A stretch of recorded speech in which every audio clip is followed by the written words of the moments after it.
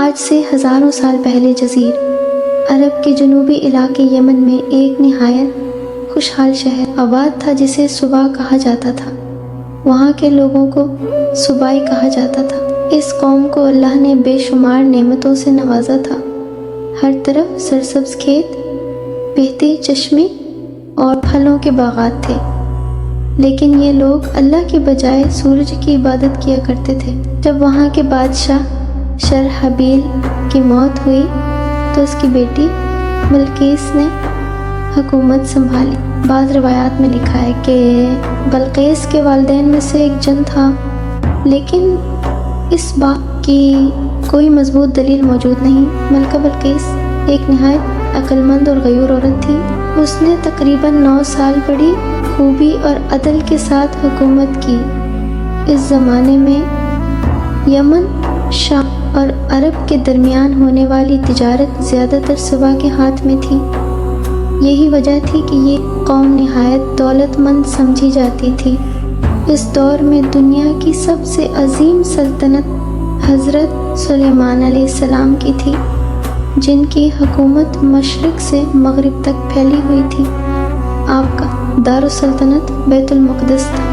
اللہ نے آپ کو انسانوں، جنات، پرندوں اور جانوروں پر حکومت عطا فرمائی تھی۔ ایک دن حضرت سلیمان علیہ السلام نے دربار لگایا۔ سب جنات، انسان اور پرندے حاضر ہوئے، مگر آپ نے دیکھا کہ آپ کا محبوب پرندہ ہدہد موجود نہیں۔ آپ نے فرمایا اگر وہ اپنی غیر حاضری کی معقول وجہ پیش نہ کر سکا تو اسے سزا دی جائے گی۔ اتنے میں ہدہد حاضر ہوا اور بولا، اے اللہ کے نبی، میں ایک ایسے ملک سے ہو کر آیا ہوں جہاں کے لوگ سورج کی عبادت میں مبتلا ہیں۔ وہاں ایک عظیم الشان رانی ہے جس کا نام بلقیس ہے۔ اس کا تخت نہایت قیمتی جواہرات سے مزین ہے۔ ان کے پاس دنیا بھر کی دولت موجود ہے، مگر وہ اللہ کے بجائے سورج کو خدا مانتے ہیں۔ حضرت سلیمان علیہ السلام نے فرمایا اگر یہ بات سچ ہے تو میرا خط اس رانی تک پہنچاؤ اور دیکھو کہ وہ کیا جواب دیتی ہے۔ ہدہد خط لے کر یمن گیا اور ملک بلقیس کے قدموں میں خط گرایا۔ خط میں لکھا تھا اللہ کے نام سے جو بڑا مہربان اور نہایت رحم والا ہے۔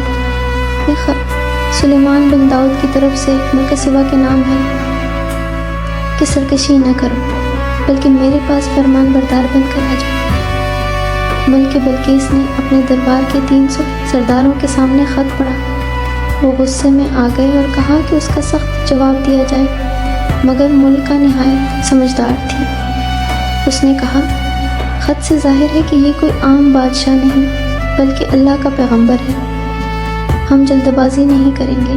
میں اس کے پاس قیمتی تحفے بھیجتی ہوں، اگر وہ تحفہ قبول کر لے تو وہ بادشاہ ہے، اور اگر رد کر دے تو وہ پیغمبر ہے۔ یہ گفتگو ہدہد سن کر حضرت سلیمان تک پہنچ گیا۔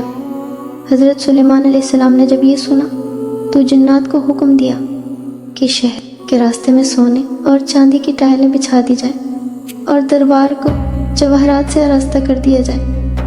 جب ملکہ بلقیس کے نمائندے تحفے لے کر آئے تو حضرت سلیمان نے فرمایا کیا تم مال کے ذریعے میری مدد کرنا چاہتے ہو؟ اللہ نے مجھے جو دیا ہے وہ تمہارے مال سے بہت بڑھ کر ہے۔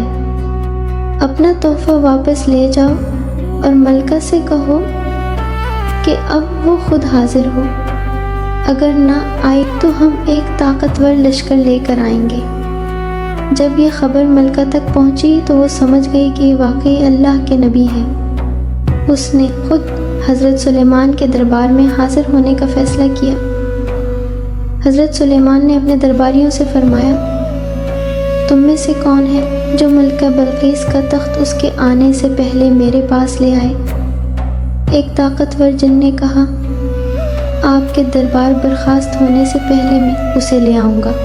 مگر پھر ایک شخص جس کے پاس کتاب کا علم تھا، جس کا نام اکثر روایات میں آصف بن برخیہ بتایا جاتا ہے، بولا میں اسے پلک جھپکنے سے پہلے آپ کے سامنے حاضر کر دوں گا، اور فوراً تخت حاضر تھا۔ حضرت سلیمان نے فرمایا یہ میرے رب کا فضل ہے تاکہ وہ مجھے آزمائے کہ میں شکر کرتا ہوں یا ناشکری۔ حضرت سلیمان نے تخت میں کچھ تبدیلی کر دی تاکہ بلقیس کو آزمایا جا سکے۔ جب بلقیس دربار میں پہنچی تو سلیمان علیہ السلام نے پوچھا، کیا یہ تمہارا تخت ہے؟ اس نے جواب دیا، یہ اسی جیسا ہے، گویا یہی ہے۔ اس پر حضرت سلیمان نے اسے اپنے شیشے کے محل میں داخل کیا۔ فرش شیشے کا تھا اور نیچے پانی بہہ رہا تھا۔ بلقیس نے سمجھا کہ یہ پانی ہے اور اپنی پائچی اٹھا لی۔ حضرت سلیمان نے فرمایا، یہ پانی نہیں بلکہ شیشے کا فرش ہے۔ یہ دیکھ کر ملکہ شرمندہ ہوئی اور بول اٹھی، اے میرے پروردگار، میں اب تک سورج کی عبادت کر کے ظلم کرتی رہی، میں سلیمان کے رب کے ساتھ اسلام لے آئی ہوں۔ اس واقعے کے بعد ملکہ بلقیس مسلمان ہو گئی۔ بعض مورخین لکھتے ہیں کہ حضرت سلیمان نے اسے یمن واپس بھیج دیا اور اس کے لیے 3 عظیم الشان محل تعمیر کروائے۔